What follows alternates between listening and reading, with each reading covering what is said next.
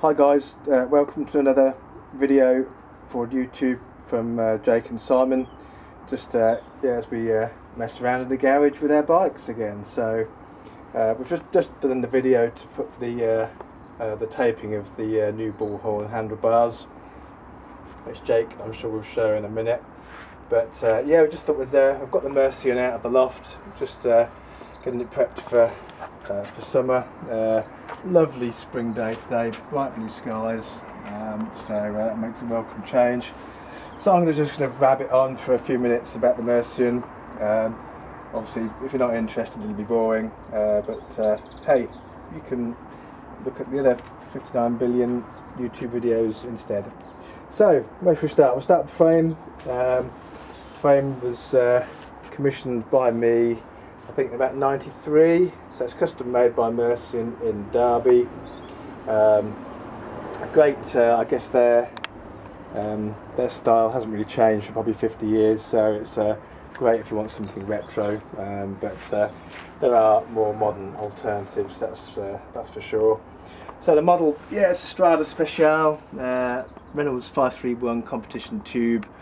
I guess the Tour de France has been won on Reynolds 531, but that was many decades ago. But yeah, half decent steel frame set.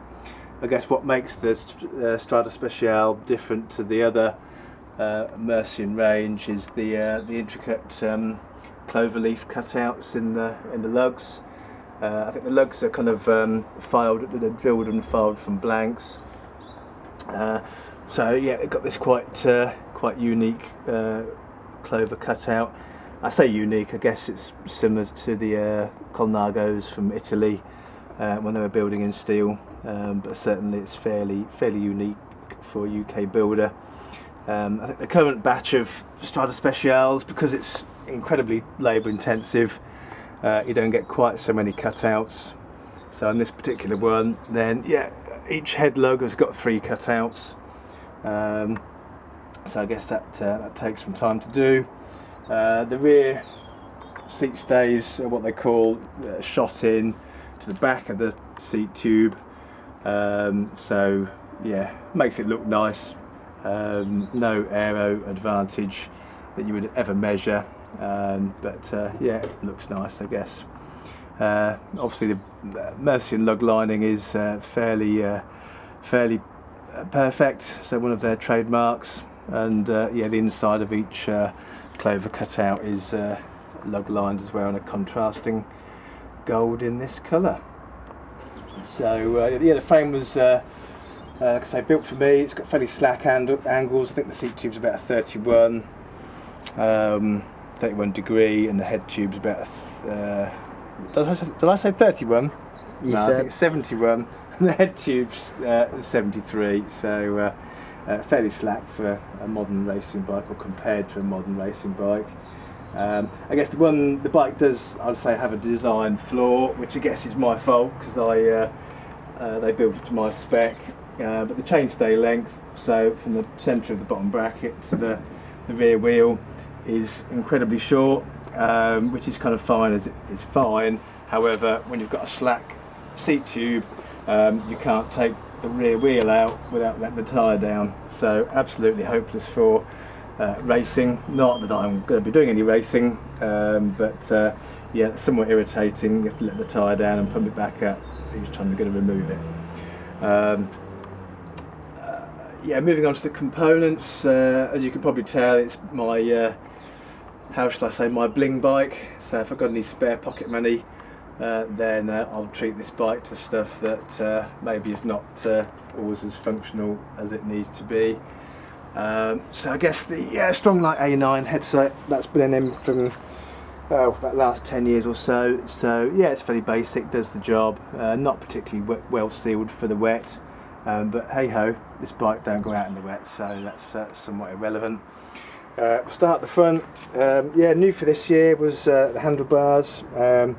So I've kind of gone a bit retro. So it's the newly recommissioned Cinelli 1A stem.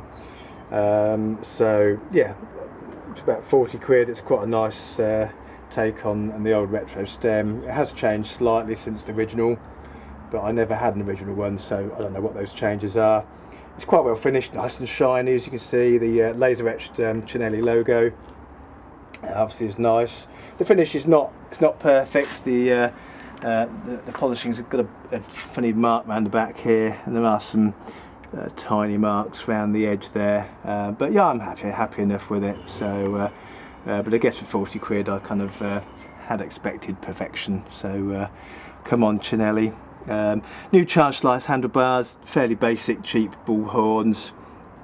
Obviously got Protectro TT levers. Obviously won't be doing any TTing, but they give you quite a clean line on the brake cables. I did talk with the idea of having kind of cyclocross kind of style brake levers here, but yeah, kind of looked a bit messy, and I struggled to get them with the right diameter bar, because they're all for actually usually for mountain bikes and BMX bikes, which have a slightly narrower tube.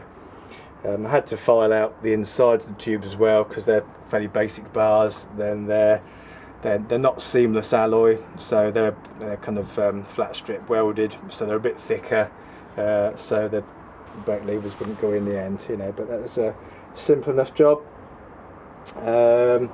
Yeah, the gears have been changed over the years, so again, kind of treat myself. I think we've got Shimano Dura Ace rear mech. I think it will do 8, 9 or 10 speed. It's currently set up for 9 speed. So it's nice and shiny. I think as used by Lance Armstrong, and about there the similarity between me and Lance Armstrong ends for good and for bad. Campag Athena square taper chain set and bottom bracket.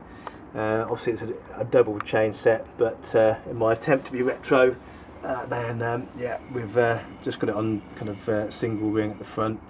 Actually, it's not a Campag bottom bracket. It's a is it Miche or Michi Italian manufactured bottom bracket, just with a really narrow bracket, so I can put the chain ring in the outer position, but I still get a centre line on the rear cassette. Rear wheel, I'm not sure where the hub came from, but that's another Dura Ace item. So yeah, really nice finishing, nice bearings, and well sealed from the moisture if it ever went out in the wet. Sent it off to Harry Rowland to get built up into a I think it's a 32 spoke wheel. So that's a good job. So nice and strong, and yeah, light enough for my use. Brakes a bit of a mismatch. I don't go OTT on brakes. I don't go fast enough usually to use brakes. But so the back we've got Ultegra, and what's on the front there, Jake? Tiagra. Oh, right. So they kind of look very similar, and half decent price.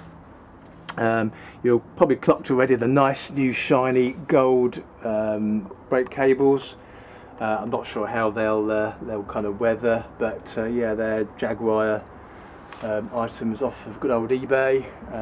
So yeah, they look kind of nice and shiny and sparkly, and my excuse is, of course, they do contrast with the gold lining around the head tube. That's my excuse. Yeah, last summer, what did we had? We already had the classic Shimano aero styled seat post. That obviously takes a nice bit of polishing every so often. But yeah, last year the old that sounds really hard. Actually, it is pretty hard. Classics Brooks B17, which is the standard width one for my rather comfortable derriere, should we say. But again, just blinged it up a little bit, and yeah, paid 20 quid extra just to get the hand beaten copper rivets and the nice shiny copper plated steel rails. So notwithstanding it's pretty hard, it's fairly comfortable. I guess most of it coming out of the width at the back there. I haven't proof-sided it as yet, but I guess at the end of the season I'll stick something under there before it goes back in the loft. What have I missed, Jake? Pedals, somewhat irrelevant. Everyone's got their own pedals. These are just some old Campag look style pedals had from years ago, obviously a bit corroded now. They have been out in the wet, surprisingly, so I do cycle in the wet occasionally, so they're kind of okay. Down tube shifter, obviously I've got double braze-on fittings, but we're in single chain ring mode, so yeah, just got the right hand lever on. That's Durace as well. There's some kind of bargain I picked up a few years ago, so again the function is no different to anything more basic, apart from it's a bit shinier and has got Durace written on it. Right, that's it. So I guess really I should do less talking about it and more riding the thing. So that's it. And I guess next we're kind of contemplating whether we get some new kind of amber wall tyres just to complete the retro look. That might be a bit a retro too far, I don't know. So we'll reserve judgment on that. But Jake does need some new tyres for his bike, so I guess he can give me 10 quid for these, and I'll go and get some new ones. Oh, just a paint finish, I guess. Yeah, just caught my eye. It's like a pearlescent paint finish, which in purple, which is one of my favourite colours. Obviously you can't really see it, but when the sun's shining as it is now, then it really brings out that kind of metal flake type finish. So that's it, guys. Thanks for watching. Keep your eyes open for the next video. Cheers.